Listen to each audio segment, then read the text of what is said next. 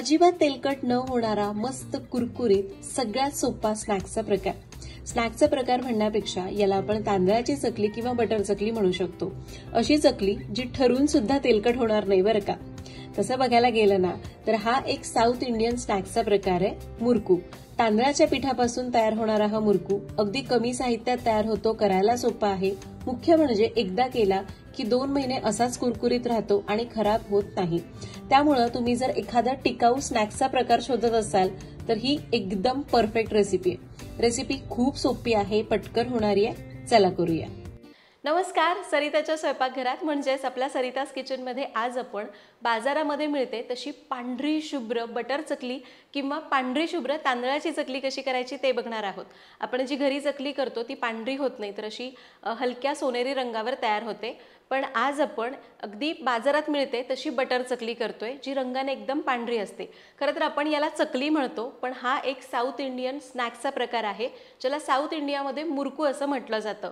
याला आपण चकलीच्या आकारात सुद्धा करतोच, पण आज आपण मुरकू कसा करतात ना, मुरकूचा साचा वापरून ही चकली करणार आहोत. आणि ही चकली अजिबात तेलकट होत नाही, छान पांढरी शुभ्र होते, शिवाय एकदम छान कुरकुरीत होते. महिनाभर आरामात टिकते. खरं तर महिन्यापेक्षा जास्त टिकते, कारण अजिबात तेल ओढून घेत नाही, त्यामुळे त्याला मेणचट वास येत नाही. सुरुवात करूयात. तर त्यासाठी आधी साहित्य काय घेतलंय ते आधी बघू. तर इथं मी घेतलंय 2.5 कप तांदळाचं पीठ. इथं मी या कपाने सगळं साहित्य मोजून घेतलेलं आहे. तुम्ही घरातली कुठलीही वाटी किंवा एखादं भांडं घ्या, त्याने हे साहित्य मोजून घ्या. तर 2.5 कप तांदळाचं पीठ घेतलंय. त्यासाठी अर्धा कप उडदाची डाळ, अर्धा कप फुटाण्याची डाळ घेतलेली आहे. त्याचसोबत 2 टेबलस्पून मऊ करून घेतलेलं बटर घेतलंय. बटर वितळवून घ्यायचं नाही तर मऊ करून घ्यायचं. अर्धा टीस्पून हिंग, 1 टीस्पून काळे तीळ आणि चवीपुरतं मीठ लागणार आहे. आणि इथं मी बटर घेतलंय, तुम्ही त्याच्याऐवजी तूप वापरलं तरी पण चालेल किंवा तेल थोडंसं जास्त वापरलं तरीही चालेल. आता इथं मी पॅन गरम करत ठेवलाय. त्यामध्ये आपल्याला ही उडदाची डाळ घ्यायची आहे आणि डाळ एकदम मंद आचेवर हलका सुगंध येईपर्यंत भाजायची. खूप डार्क करू नका, नाहीतर चकलीला सुद्धा रंग असा काळपट येईल. तर गॅस कमीच ठेवूयात आणि ही डाळ असा हलका असा सुगंध येईपर्यंत भाजून घ्या. तर डाळ बघा अगदी 2 ते 3 मिनिटं एकदम मंद आचेवर भाजली, हलका सुगंध येतोय. डाळीमध्येच आपल्याला फुटाण्याची डाळ घालायची आहे आणि याला डाळीसोबत 1 मिनिटभरासाठी भाजून घ्यायचं आहे. फुटाण्याची डाळ पण आधीच भाजलेली असते ना, त्यामुळं वेगळी अशी भाजण्याची गरज नाही, फक्त ती डाळीसोबत थोडीशी गरम करायची, म्हणून मी उशिरा घातली. तर फुटाण्याची डाळ मिनिटभर डाळीसोबत भाजली. आता या दोन्हीलाही एका ताटलीमध्ये काढूयात आणि पूर्णपणे गार करून घेऊ. तर एक 10 मिनिटांनी भाजलेल्या डाळी पूर्ण गार झाल्यात. याला मिक्सरमधनं एकदम बारीक तळून घेऊ. तर या डाळी मी बारीक वाटलेल्या आहेत, शक्य होतील तेवढ्या बारीक वाटायच्या. आता काय फुटाण्याच्या डाळीमध्ये थोडंसं साल वगैरे असेल ना, तर ते याच्यात येऊ नये म्हणून याला आपण चाळून घेऊयात. तर मी इथं परातीमध्ये चाळून घेते. अगदी काही मैद्याची चाळणी वापरण्याची गरज नाही आहे, फक्त काही जाड कचकच असेल तर ती निघावी. तर हे बघा, हे जाडसर कण बस एवढेच निघाले. आता यामध्ये आपल्याला हे तांदळाचं पीठ घालायचं आहे. तर तांदळाचं पीठ एकतर तुम्ही रेडीमेड घेऊ शकता किंवा तांदूळ धुवायचे, निथळून घ्यायचे चांगले आणि एक रात्रभर फॅनखाली सुकवायचे आणि मग दळून आणायचे, तसंही करता येईल. किंवा तुम्ही मोदकाची पिठी बाजारात मिळते ती वापरली तरी पण चालेल. आता तांदळाचं पीठ याच्यामध्ये घातलं. आता यामध्ये आपल्याला घालायचं आहे मऊ करून घेतलेलं बटर. जर तुम्ही तेल वापरताय ना तर ते थोडंसं गरम करून वापरा किंवा त्याचं प्रमाण थोडंसं जास्त घ्यावं लागेल.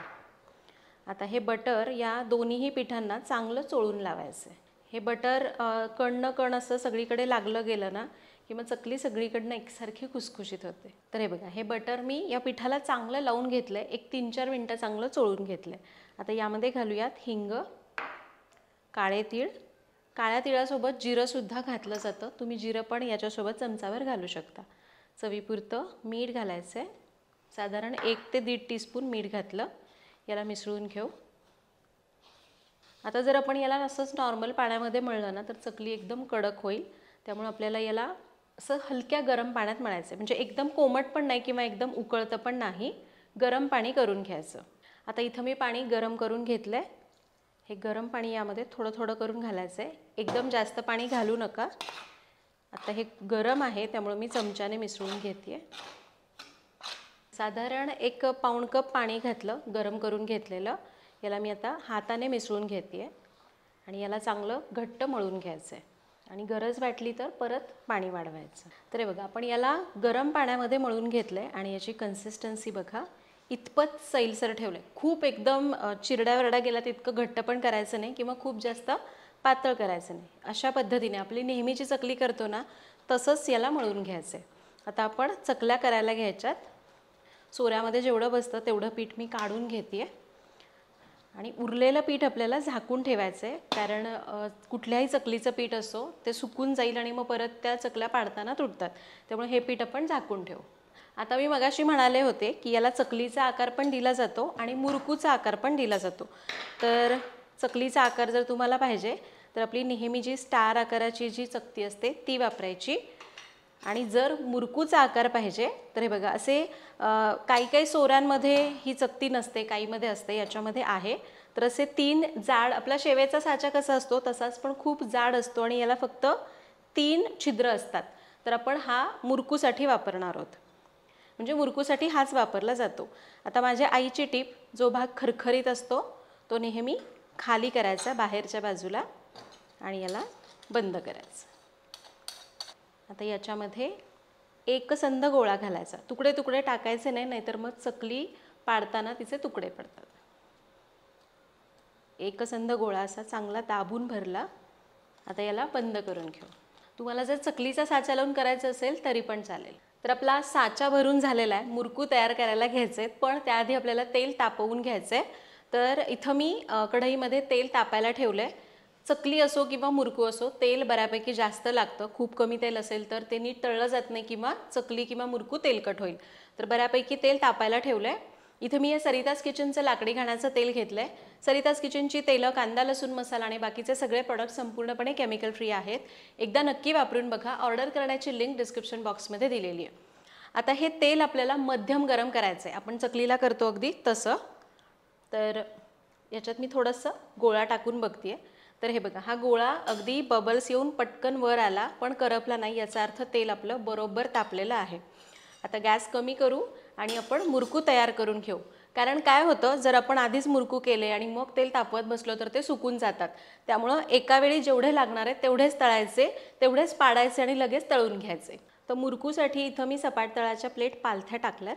तुम्ही एखादी मोठी ताटली घेऊ शकता, त्याच्यावर पाडू शकता. आता आपल्याला हा मुरकू पाडून घ्यायचा आहे. बस 3 वेळे मी घेतले. हे तोडून घेऊ आणि याची टोकं इकडं चिकटवून लावायच्यात, म्हणजे ती सुटणार नाहीत. अजून एक करून दाखवते.